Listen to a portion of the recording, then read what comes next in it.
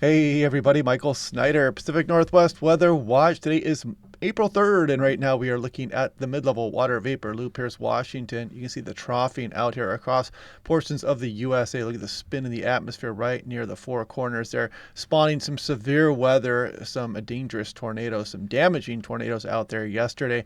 In between this trough and the one out here across the Gulf of Alaska is a ridge. It's going to bring us some nice weather a little bit across the region here today for some portions. Tomorrow we're going to warm up, and Saturday probably being the nicest day of the lot. But on Sunday, we're going to start to bring some precipitation back in. We'll look at the timing on that as we go through the video here today, and we'll take a look at the extended forecast. As always, taking a look right now, we have some showery activity here moving across some of southeast Washington. There were a couple showers here across some of the foothills of the Cascades, but relatively speaking, we are on a drying trend here. We have this backdoor cold front dropping it down across portions of western Montana that could kick off some convection today. We'll take a look at that in a little bit more detail. And if you look really closely here, you can kind of see these funky beams coming off the Doppler radar here. This is the Pendleton Doppler radar. That is just the beams. You can change the elevation of these beams, and they were hitting terrain here. And then you can see it makes these funky signals downstream. There's nothing nefarious going on with that. Now, taking a look at lightning strikes over the last 24 hours. Look at Washington. Actually had one there, and I saw a hail report there. I'll show you that here next. But we had some lightning strikes across northeast Washington as well. And you can see this was down near Puyallup. Some small hail involved with that thunderstorm down there. And right now, again, this is where we are currently. And you can see Spokane checking at 36, Mullen Pass at 26 degrees. Looks like Seattle in the low to mid 40s. Portland checking in at 45. Some light rain still ongoing last hour across some of the Oregon coast. If we take a look at John Day, there's still a little bit of light snow. Mullen Pass, actually moderate snow. Freezing fog and only a quarter-mile visibility. So careful if you're heading back and forth on I-90. Towards the Idaho-Montana border especially. So taking a look here, apparent temperature. This takes into account wind chill temperature, and you can see, of course, across the higher terrain and some of the areas eastern Oregon, Idaho, Panhandle, western Montana. But again, still a relatively chilly morning here across the region as we start to move through the early portion of April. And heads up here, if you want to do spring weather spotter training, they have virtual classes April 14th, 23rd, and 29th, courtesy National Weather Service Spokane. Click on my page here if you want to see that Patreon page. Will be in the link down below, and you can sign up for those classes. And then you go ahead and click on which one you want to attend and register. Now, taking a look here, April 3rd, we set the sun here at 7:42. You know, we're getting close to those 8 o'clock sunsets, and that will occur on April 16th at 8:01. By the end of the month, we're at 8:20. So it is getting to be that time of year where things are quite nice here. The days are starting to get pretty long. Now, taking a look at what is to come. So again, we are on this drying trend, backdoor cold front. We talked about that in some detail yesterday as well. Could kick off some convection today, eastern Washington, Idaho Panhandle, and that continues to move through as we go through Friday morning, kicks out of the region, and we really warm up on Friday. And then we get towards Saturday, and again, another very warm day here across much of the region. Frontal system starts to encroach on Vancouver Island as we go through Saturday afternoon and evening. And then by the time we get towards Sunday morning, I was hoping this was going to hold off a bit here. And it does for some portions of the day, especially east of the Cascades. But Seattle and Portland, probably as you go through the afternoon hours, some of that light rain starts to come in here. And we get this modest frontal system coming in as we go on in through Monday, Tuesday, and probably another wet day there on Tuesday. And then we start to dry out again slowly here as we go through Wednesday and through the upcoming week a little bit here. But there's still some systems and some troughing. We'll take a look at that more here in a moment.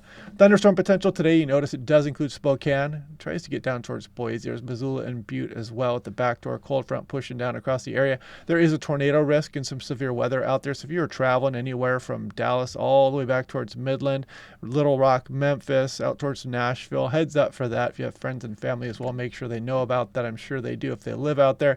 And here's day 2. You can see our thunderstorm threat pushes down to the south and east. So here we go with thunderstorm threats today. So there is a slight chance of lightning strike with that shower activity this morning. But you see, as we go through the afternoon hours, here's some of this convection with that backdoor cold front coming out of the north. So the showers will be moving from north to south, and you can kind of see that activity moving down maybe towards Spokane and pushes down across southeast Washington as well. An outside chance across eastern Oregon. But then we're going to put an end to that thunderstorm potential here over the next couple of days before we start to bring the next systems in. Now, taking a look here, this is maximum individual wave height. So we're looking at the Gulf of Alaska. There's Washington, Oregon, there's California and British Columbia here. If I put this into motion, you see as we go on in through the day to day, we're getting a pretty good wave deficit here going across the Pacific Northwest. Quite calm conditions, kind of rare here as we go through the day Friday. So if you like calm conditions, Friday is your day to get out there on the coastline. Saturday, not bad as well. But we start to bring some wave action back in here Saturday night on and through Sunday. And then it gets a little bit on the larger side also. So we start to bring some systems back in here as we go on in through early next week. So Friday, Saturday, if you like calm conditions on the coast, that is your time. If you like bigger waves, early next week is definitely going to be your best bet for that. So total snow-Kachura ratio, if we go through the day today, you can kind of see, again, some of that precipitation wrapping up across portions of the Idaho Panhandle. Much more across western Montana, but you see not much for the Washington Cascades. Then we go through the dry period here, today, tomorrow, Saturday, Sunday, find the precipitation starts to arrive, and we get this next system rolling in here as we go on in through the day. Monday, this is mainly higher terrain stuff, though. We're not looking at any lower elevation snowfall. You can see Snoqualmie Pass maybe getting a skiff of snowfall there, maybe a little bit more for Stevens, but not much to speak of, really. I mean, relatively speaking. Then maybe we'll get a little bit more as we start to head off into the midweek period. 15-day precipitation anomaly. Got to see the cutoff there. Some of the Pacific Northwest probably be below, but some above here as we get the troughing here, spinning some systems up towards western BC. And you can see that reflected in the artificial intelligence model as well. So kind of that sharp cutoff here. We'll have to see what these systems are going to do. And of course, we'll be breaking them down day by day right here. Now, taking a look at that extended forecast, first things first, backdoor cold front, some of that convection today. But then we really dry out. Again, Friday, Saturday, another dry day here across the region. But then we bring that frontal system in on Sunday. Now we're on into Monday, continued onshore flow, some chillier air aloft arrives, and we've got another embedded frontal system in there. And then you can see the next low pressure system coming up here as we go through the day Tuesday. And then potentially starting to dry out as we go through Wednesday afternoon. Then we get to Thursday, probably a fairly dry day. Another weak system comes in here on Friday, and then after that you can kind of still see systems around. You can kind of see why that cutoff was there for the 2-week precipitation totals. Better amounts up across BC, lesser down towards as you go towards Oregon, and then we'll continue to watch that through the extended forecast. I wouldn't put too much stock in the extended forecast just yet. We're looking too far out there.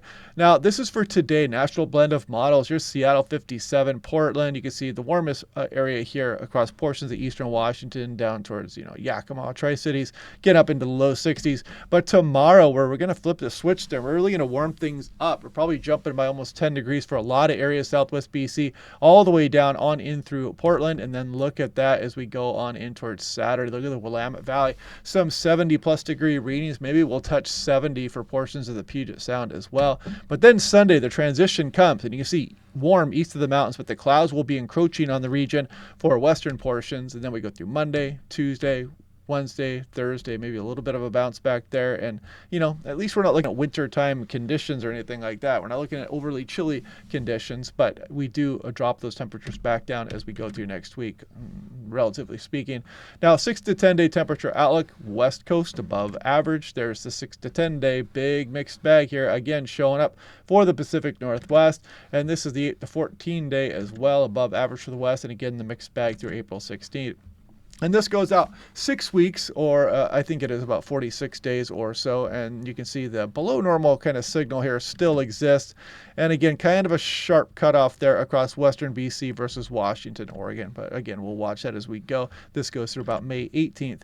And something interesting here, Seattle-Tacoma International Airport. This is for tomorrow. The record high is 75. So we're not going to get there. That was set back in 1966. But still, it's going to feel relatively warm tomorrow as we get back up into the mid-60s.